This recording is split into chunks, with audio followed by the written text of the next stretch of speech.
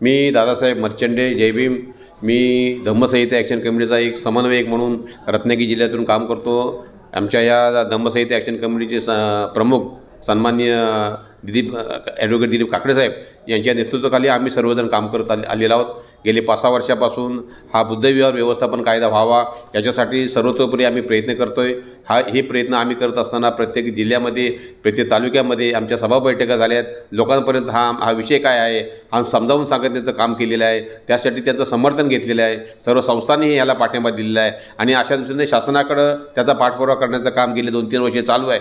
मधल्या काळामध्ये मागील जे सरकार होतं त्यांच्याकडेही पत्रावर झाला, त्यांच्याशी चर्चा झालेली आहे. सकारात्मक त्यांनी भूमिका घेतली आहे. नंतर नवीन सरकार जे आलेलं आहे या नवीन सरकारकडे कालच आम्ही ही सगळी निवेदनं सादर केलेली आहेत आणि त्या दृष्टीनं सन्माननीय जे आता जे मंत्री महोदय जे आहेत अल्पसंख्याक यांचे काल घेतल्याच्या नंतर त्यांनी हा विषय मान्य केलेला आहे आणि ह्या विषयासाठी आपण लवकरच हा विषय मार्गी लावू अशा प्रकारचं आश्वासन दिलेलं आहे. त्याचप्रमाणे राज्यमंत्री जे मिसाळ मॅडम आहेत यांनाही आपण काल भेटलो, त्यांच्याशी चर्चा केली. त्यांनी हा विषय मार्गी लावण्याचं आश्वासन दिलेलं आहे. त्याप्रमाणे जे सचिव आहेत या सचिवांना काल भेटलो, त्यांनीही हा विषय मार्गी लावण्याचं आश्वासन दिलेलं आहे आणि आम्हाला सर्वांना खात्री आहे की हे शासन हा विषय आमचा मार्गी लावतील आणि ह्या महाराष्ट्रातल्या तमाम बौद्ध समाजाला न्याय मिळवून देतील ह्या अपेक्षेने आम्ही काम करतोय आणि गेले आमचे समन्वयक जे आहेत त्या दृष्टीनं प्रयत्न करत आहेत आणि म्हणून हा विषय प्रत्येकानं कळावा आणि त्या दृष्टीनं हे आपण या ठिकाणी ही आपली भूमिका मांडलेली आहे आणि आम्ही जे काही या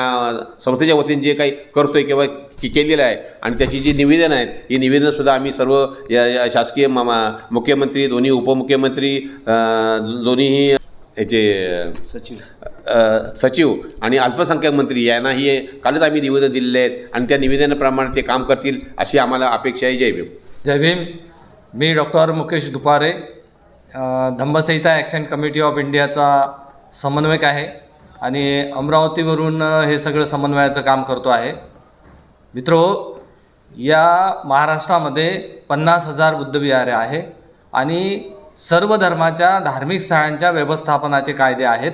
त्याचप्रमाणे बुद्धविहारांच्या व्यवस्थापनाचा कायदा झाला पाहिजे याकरिता धम्मसंहिता ॲक्शन कमिटी ऑफ इंडियाची सगळी टीम ही ॲडव्होकेट दिलीप काकडे सरांच्या नेतृत्वामध्ये काम करते. विषय अतिशय सोपा आहे, शासनालाही काही प्रॉब्लेम नाही आहे यामध्ये, कारण सर्व धर्माच्या धार्मिक स्थळांच्या व्यवस्थापनाचे कायदे आहे. त्याचप्रमाणे बुद्धविहाराच्या व्यवस्थापनाचा कायदा झाला पाहिजे. तो सगळं चांगलं व्यवस्थितच आहे. या कायद्याचा मसुदा ॲडव्होकेट दिलीप काकडे सरांनी सादर केलेला आहे. ही सगळ्या शासनासाठी सर्वात मोठी आणि समाजासाठी जमेची बाब आहे.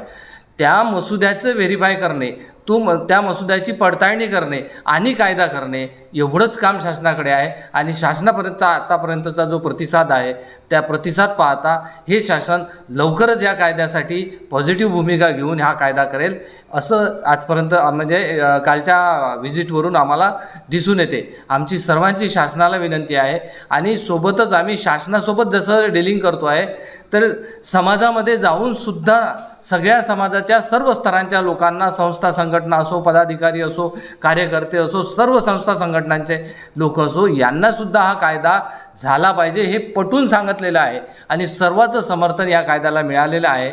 त्यामुळे शासनाने कायदा करावा. त्या कायद्याच्या व्यवस्थापनासाठी जी ड्राफ्ट आम्ही सादर केलेला आहे तो ड्राफ्ट व्हेरीफाय करण्यासाठी काकडे सरांच्या मार्गदर्शनामध्ये समिती स्थापन करावी ही प्रमुख मागणी घेऊन आम्ही शासनाकडे आज गेलेलो आहे. धन्यवाद. जय भीम. मी श्याम लगाडे, ही धम्मसंहिता ॲक्शन कमिटी ऑफ इंडियाचे समन्वयक आहे. आताच आमचे नेतृत्व दिलीप काकडे साहेब यांनी ही जी ॲक्शन कमिटी जी आहे ती काय काम करते त्यात सविस्तर सांगितलेलं आहे. त्या हिशोबाने जसं इतर धर्माचे कायदे आहेत तसंच आपलाही बौद्धाचा कायदा व्हावा या दृष्टीने गेले 15-20 वर्ष काकडे साहेब काम करतात. त्यांच्यासोबत जे दादा मर्चंडे साहेब आहेत आणि आमची जी टीम आहे ही टीम अगदी सातत्याने शासन दरबारी आमचा हा जो प्रश्न आहे तो मांडण्याचा प्रयत्न करत आहे. आणि काल जे आम्ही मंत्रालयात भेट गेली त्या सगळ्या मंत्री महोदय परत त्याप्रमाणे ज्या संबंधित अल्पसंख्याक मंत्रालयाचे जे संबंधित अधिकारी आणि मंत्री आहेत त्यांना आम्ही काल भेटलो. त्यांनी आमच्या ह्या विषयाला अतिशय समर्पक आणि एक आशावादी त्यांनी आम्हाला उत्तर दिलेलं आहे की आम्ही थोडक्याच काळात आम्ही तुमच्या ह्या प्रश्नाला हात घालू आणि संविधान कायदा जो आहे तो कायद्याचा मसुदा आमच्या दिलीप काकडे सरांनी बनवून दिलेला आहे. फक्त त्याच्यामध्ये काय ॲडिशन करायचं आहे, काय ओमिशन करायचं आहे, हाच फक्त भाग आहे. तर आमची अशी आता इच्छा आहे, अशा पल्लवी झालेत की हे जे सरकार आले आहे हे सरकार आम्हाला पॉझिटिव्हली या प्रश्नाला न्याय देईल आणि बौद्धांचा वेगळा कायदा होईल अशी आमची आशा आहे. धन्यवाद. जय भीम. जय भीम. मी Shashikant Bhalerao, the Dhammasanhita action committee of इंडियाचा समन्वयक म्हणून ॲडव्होकेट दिलीप काकडे सर यांच्या नेतृत्वाखाली काम करत आहोत. आम्ही ॲडव्होकेट दिलीप काकडे सर यांनी धम्मसंहिता ॲक्शन कमिटी ऑफ इंडिया या संस्थेच्या माध्यमातून बुद्धविहार व्यवस्थापन कायदा झाला पाहिजे याचा मसुदा त्यांनी तयार केलेला आहे. आणि ॲडव्होकेट दिलीप काकडे सर हे गेली 35 ते 36 वर्षापासून या विषयावर काम करत आहेत. आता आम्हीसुद्धा सर्वजण त्यांच्याशी जोडले गेलो आहोत आणि हा विषय इतका महत्त्वाचा आहे की जोपर्यंत हा व्यवस्थापन कायदा होत नाही तोपर्यंत जी काही बुद्धविहार आज समाजामध्ये ठिकठिकाणी जी काही अस्तित्वात आहेत त्या बुद्धविहारांचं एक व्यवस्थित असं व्यवस्थापन होणार नाही आणि ते व्यवस्थापन व्यवस्थितपणे व्हावं म्हणून राज्य सरकारने हा व्यवस्थापन कायदा करणं आवश्यक आहे. कारण इतर धर्मियांचे जे धार्मिक स्थळं आहेत त्या प्रत्येक धार्मिक स्थळांचे स्वतंत्र व्यवस्थापन कायदे आहेत आणि म्हणून ते अतिशय चाकोरीबद्ध पद्धतीने त्यांचे कामकाज चाललेलं असतं. तर त्याच धर्तीवर बुद्धविहारांचं सुद्धा कामकाज चाललं पाहिजे, ते झालं पाहिजे समाजामधून आणि म्हणून आम्ही हा प्रयत्न करत आहोत. तर राज्य सरकारकडे आम्ही सातत्याने याचा पाठपुरावा करत आहोत. कालही आम्ही सर्व टीम आमची यांना भेटलेलो आहोत. दोन्ही मुख्यमंत्री, एक मुख्यमंत्री आणि दोन्ही उपमुख्यमंत्री, त्याचबरोबर अल्पसंख्याक मंत्री भरणे साहेब आणि सचिव या सर्वांच्या बरोबर काल बैठका झालेल्या आहेत. सकारात्मक चर्चा झालेल्या आहेत. आमची अपेक्षा आहे या सरकारकडून की यापूर्वी जरी या विषयाला न्याय देण्यात आला नसला तरीसुद्धा यावेळेला त्यांनी आमचा हा विषय मनावर घ्यावा आणि आम्हाला न्याय द्यावा आणि त्याच्यातून बुद्धविहारांचं व्यवस्थितपणे व्यवस्थापन होईल अशी अपेक्षा व्यक्त करतो आणि थांबतो. जय भीम. जय भीम. मी संदीप साबळे सांगलीवरून आलेलो आहे आणि ॲडव्होकेट दिलीप काकडे साहेबांच्या माध्यमातून त्यांच्या अध्यक्षतेखाली आम्ही काम करतो आहे. बौद्धविहार व्यवस्थापन कायदा होण्यासाठी जे चळवळ चालू आहे तर त्या संदर्भात शासनाला आपण निवेदन दिलेले आहे आणि त्या निवेदनाचं चांगलं आपल्याला पॉझिटिव्ह रिप्लाय पण येत आहे. तर असंच त्यांनी सहकार्य करावं आणि लवकरात लवकर हा बुद्धविहार व्यवस्थापन कायदा होण्यासाठी ॲडव्होकेट दिलीप काकडे साहेबांच्या अंतर्गत मसुदा जो त्यांनी दिलेला आहे त्यांचा विचार करून अजून त्याच्यामध्ये काय जर ॲडिशनल करायचं असेल तर ते साहेब तयार आहेत करायला आणि त्यांची समिती स्थापन व्हावी हे शासनाकडे आम्ही अपेक्षित धरतो. सर्वांना सविनय जय भीम. गेले अनेक वर्ष आम्ही दिलीप काकडे सरांसोबत काम करतो आहे.